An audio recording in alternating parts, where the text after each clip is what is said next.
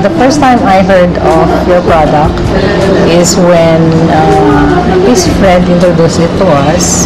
Kinuwento na sa amin yung naging effects sa kanya ng product nyo.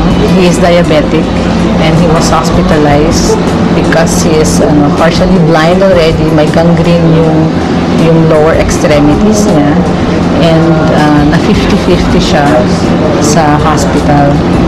And then, he took complete 8 capsules a day, yung initial.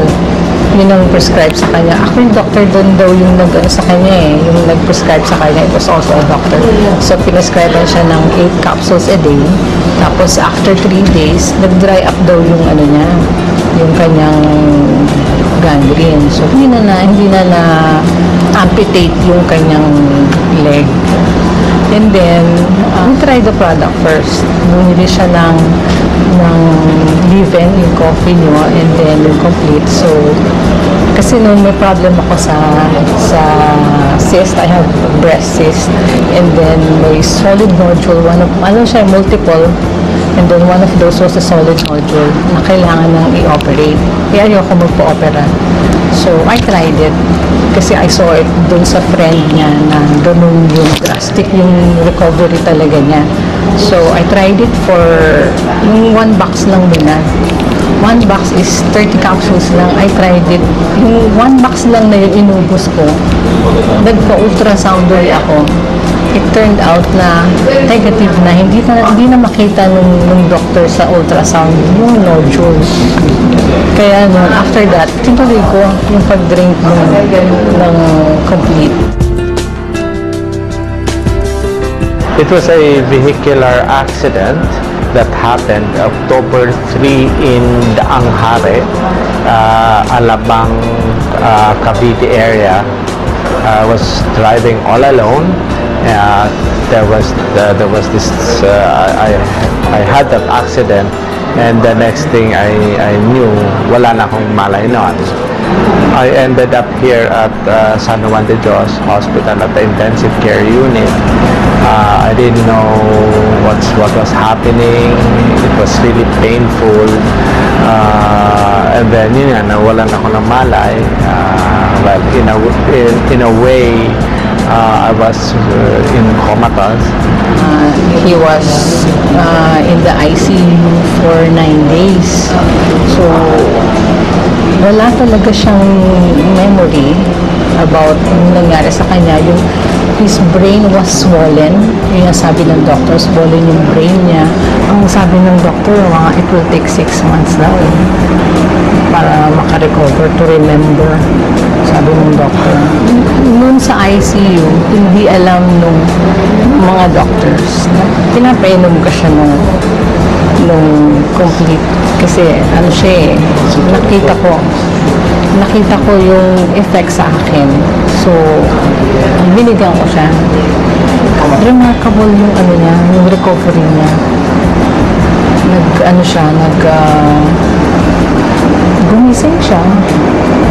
Tapos, nagulat din yung doctor niya sa recovery niya na parang biglaan. So, hindi na siya hindi na nag-operate yung doctor. Hindi na kinailangan ng operation. Sabi ng doctor, maswerte siya. Saka nagulat din yung doctor na ganun kabilis yung recovery niya. Kasi nag-swell down yung swelling sa brain niya. He stayed there for 2 more weeks sa hospital niya. Pero during those 2 weeks na yon, nag-improve yung memory niya. Nakilala na niya ako, alam niya yung pangalan ko, alam niya yung pangalan ng mga anak namin, pati yung mother niya, alam niya yung pangalan. It started sa mga names. They can even text. Nakatext mo siya sa hospital, nagulat kami nun. Nakakatawag siya. Dati nung hindi niya ma-recognize kung ano yung cellphone. Hindi niya alam kung ano tawag dun. Kasi I believe na kaya kahit 2 capsules So, kahit na basta regular lang, na continuous din yung intake niya nun, I believe na makaka-recover siya. Saka dati may complaints of headache. Pag medyo late na during the days, masakit yung ulo niya, masakit, saka malabo yung mata niya. Ganun. Tapos, nung C24/7 na yung tinitake niya after a month, January na yun, na-observe niya na hindi na sumasakit yung ulo niya. Tapos, medyo hindi na ganun kalabo din yung mata niya. Hindi ako na-surprise na positive yung effect niya. Alam ko na ganun yung magiging effect sa kanya. Kasi na-prove ko na sa sarili ko na nakakatulong sa kanya yun. So, kumbaga, waiting na lang. Yung time na lang will tell. Yun na lang inaantay ko yung time na dumating na makaka-recover siya, na mariregain niya yung memory niya. Ngayon, unti-unti, after nang nagtitake pa rin siya niyan, 3 times a day na, yung C24/7. Or I'm glad na merong product na C24/7 na food supplement na that can help us, especially my husband, to recover dun sa temporary na memory loss niya.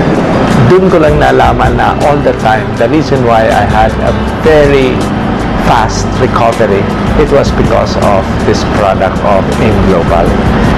And I knew for a fact, yes, okay, I should have died. That was given. I should have died. And I know the Lord gave me a second chance in life. The important thing is I'm back.